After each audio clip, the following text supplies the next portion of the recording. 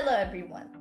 Think about the biggest moments in sports: a packed stadium, thousands of fans screaming, a World Cup match on the line, an athlete standing at the boundary knowing that one moment could change everything.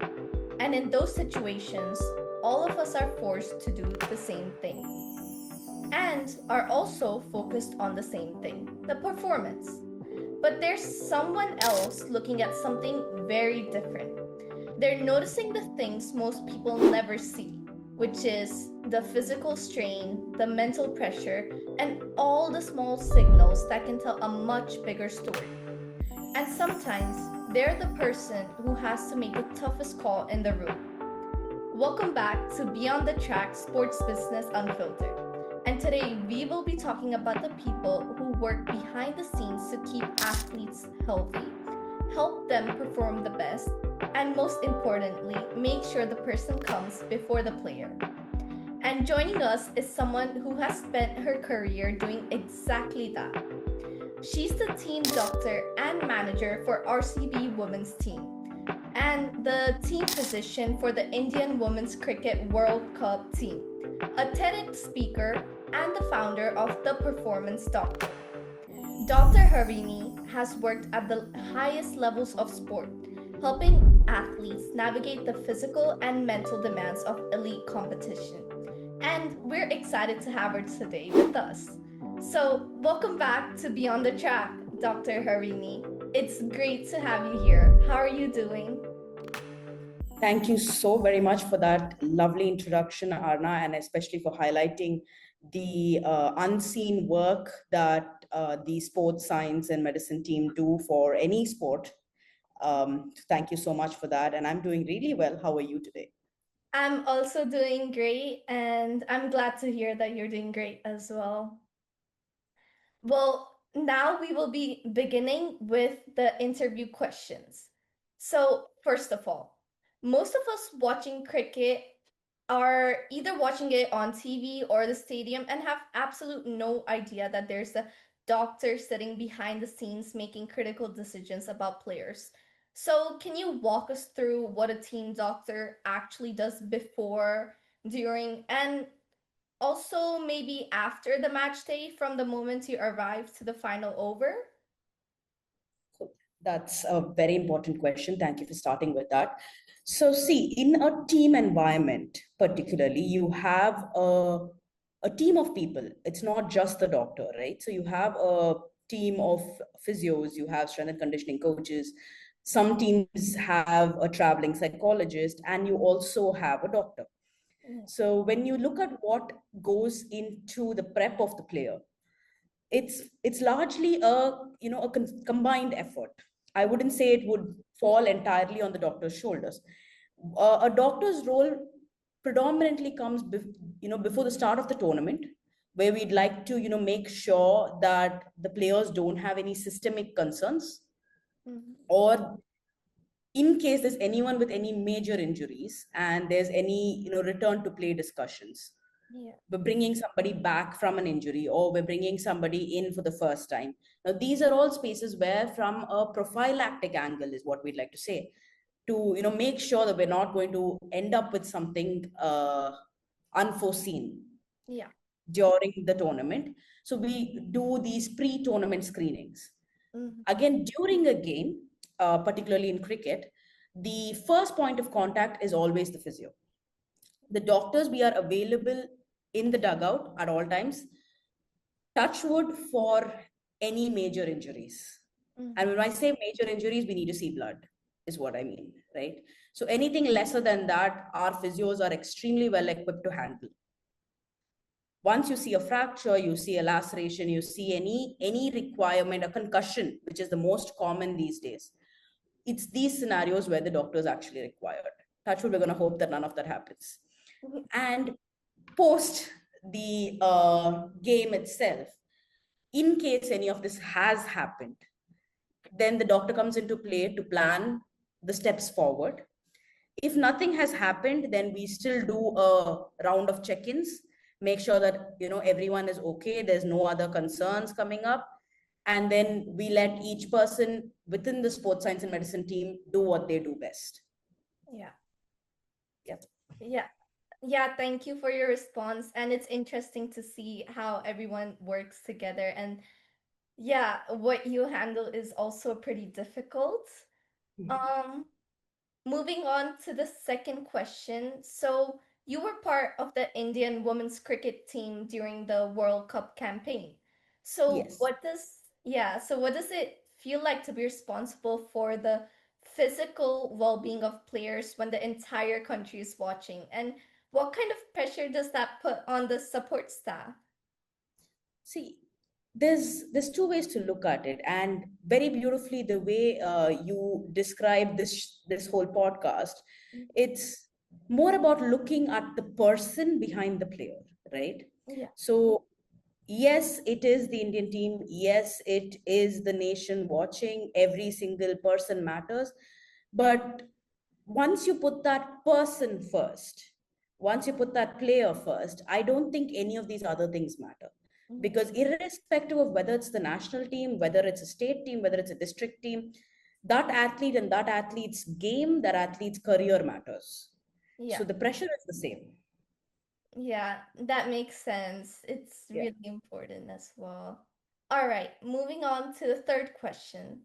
So, setting up the performance doctor means that you did not just think like a doctor, but you had to think like a founder as well.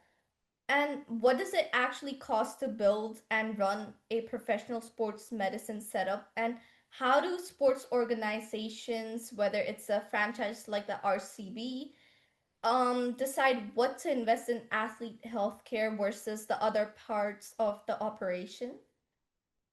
All right. So when you look at building a sports science center, it's more about who is the population that you want to cater to.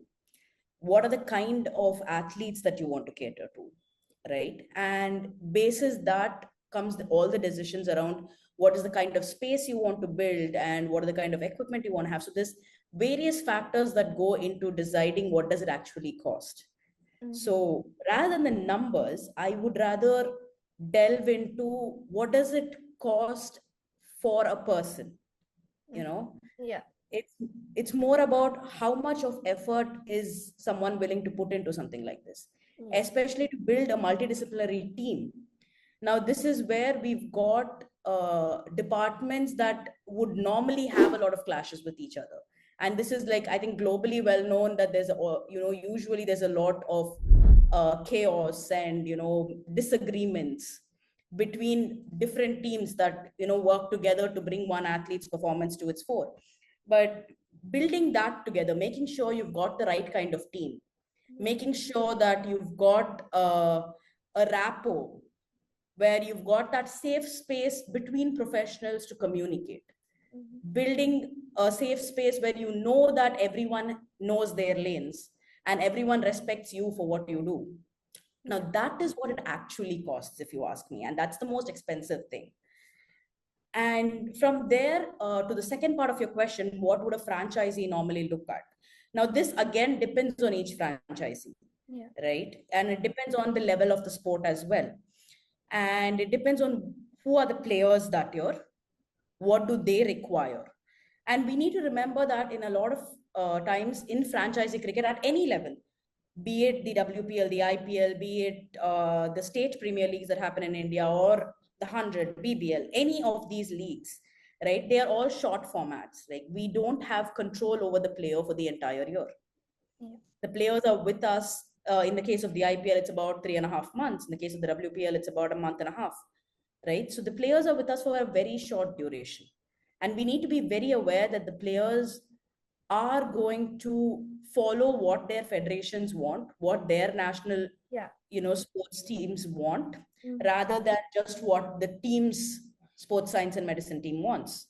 So we need to be very aware of that balance and see what does that player need this year. And that's where the starting point is. All right. Yeah. Thank you for Yeah. sharing the insight into it. And I definitely agree. It's more about how much effort a person is willing to put. And yeah, it's interesting to see as well that each player has a different set of doctors behind them as well. So then you have to sort of work with that. And that's pretty interesting. Yeah. All right, now we will move on to the fourth question. For a young person, maybe someone listening right now who's interested in sports medicine or working in athlete care, what does the career path actually look like? Like, what kind of qualifications or experiences or mindsets would you need if someone wants to do a career in this, yeah, path? So qualification, firstly, would vary from country to country. Yeah, There's different pathways in different countries. I've done part of my education in India, part of it in the UK, and I know how, varying both of this is. So I would recommend looking up what it is in your country. In India, though, you've got your MBBS and then you've got an MD in sports and exercise medicine, right? It's very different in different countries. So mm, that is from a qualification angle. But more important than that, I would say is a sport mindset. yeah, Because when I say a sport mindset, it is not like any other job. Within sports, I mean, I know in medicine itself, it's very demanding, right? yeah, But when you go into sport, it's a little bit more, meaning you do not have national holidays, you do not have festivals, you may or may not have family time when you want it. The team and the athlete always come first. yeah, We cannot claim 8-hour work days, we cannot claim 10-hour work days. Sometimes when we are on the road, depending on the demands of the team, you might be working 15, 18 hours a day. And most importantly, the team mindset. The one thing is, I know there are pathways, I know there are hierarchies, but also there are times when you need to step back, yeah, when you need to let the other members of the team take the fore and take responsibility. So more than knowing when to step in, it's even more important to know when to step out. So yeah. that is, I think, the hardest part. Yeah, that makes sense. And thank you for sharing your view on this question as well. Uh, we have the last question for this set, and then I'll be moving on into a different segment. So, Sure. lastly, but definitely not the least, people see influencers sometimes do ice baths or take in expensive supplements or do really extreme workouts. So, what is the one pro recovery habit every day that athletes should copy and one that they should completely ignore? One that every athlete should and probably does prioritize is optimum sleep. Yeah. I think that's the most important. And once you've got that in place, then we can figure out the rest based on each person's need. But if you ask me what do they need to avoid, that's a very tricky question. Because I mean, again, it depends on what each person needs. Yeah. And when we are looking at recovery, some people, they are happy with cryotherapy. Some people need an ice bath. Some people need sauna, and for some people just a good meditation session would work. So I would probably bring it back down to what does that athlete need, Yeah. Mm. and it's very individualized. I can't really give you a one size fits all, but sleep though is definitely for everyone. Yeah, that makes sense. It depends on each person, so it might differ person to person for sure. And um this also makes me think about my own situation because I'm 15 and Mhm, most young athletes don't have a team doctor or kind of like a whole support staff around them. And mhm. we just figure things out on our own depending on the knowledge we have. So I just wanted to ask a couple of questions for any athlete watching or who's trying to stay healthy and improve. Mhm. And beginning with, I have to balance school, homework, and my sports. So I don't always get 8 hours of sleep. And as you mentioned, sleep is a very important factor of sports. So how badly does a short night of sleep actually affect of getting an injury the next day or or helping with recovery? So let me put it this way. it depends on how short that night was, Mm-hmm. and more importantly, how effective that night's sleep was, right? If you've got disturbed sleep and you're sleeping 10 hours, it's still not going to help.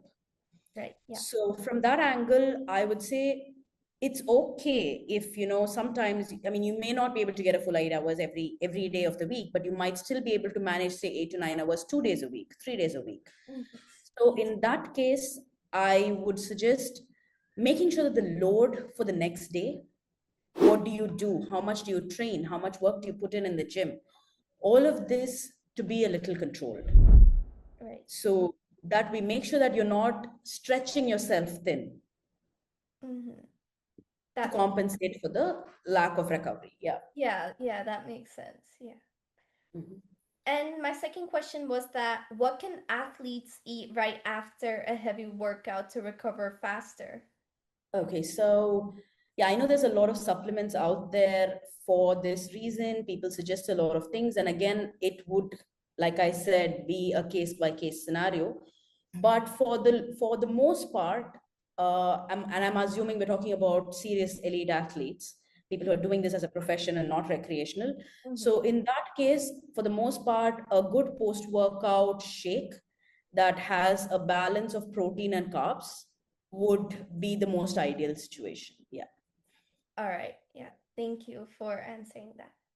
And lastly, if someone wants to train as hard as possible to get better, but then is scared of having injuries, what daily signs are good to look out for if they to see if they're overtraining? Because sometimes athletes can't tell the difference between the good pain or a bad pain, which means an injury is coming.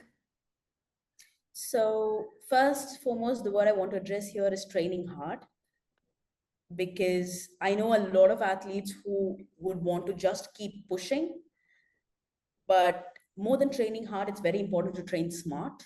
Yeah. So from that angle, I would say listen to your body.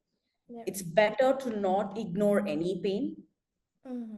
rather than to think, okay, this is probably just a niggle, I'm probably just sore.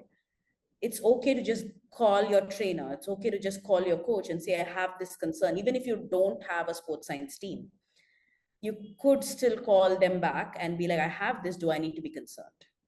Right. Yeah. I Yeah. definitely agree with that. And that was the last question for today. So, Dr. Harini, thank you so much for joining us today. And this conversation showed us that sport is not just about performance, but it is also about health, and that's extremely important. And for everyone listening, I hope this episode helped you understand that there are deeply meaningful careers in in sports medicine and athlete care and performance science roles that shape the soul of sport from behind the scenes. Thank you for tuning in for Beyond the Track Sports Business Unfiltered, and see you in the next episode.